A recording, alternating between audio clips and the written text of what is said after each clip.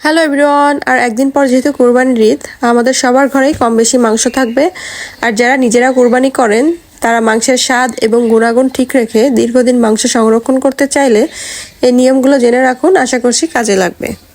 Number 1, সময় নষ্ট করা যাবে না। মানে কোরবানি করার পরে আপনি মাংস হাতে পাওয়ার পরে যত দ্রুত সম্ভব ফ্রিজে রেখে দিতে হবে, কারণ মাংস যত বেশিক্ষণ বাইরে থাকবে এর টেস্ট তত নষ্ট হতে থাকবে।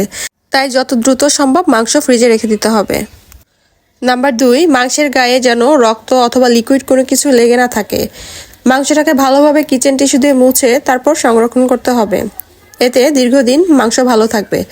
নাম্বার 3, যে প্যাকেটে আপনি মাংসটা রাখবেন সেই প্যাকেটে যেন কোনো বাতাস না থাকে। সবচেয়ে ভালো হয় জিপলক ব্যাগে ভরে যদি মাংস রাখতে পারেন, তাহলে অনেক দিন মাংস ভালো থাকবে।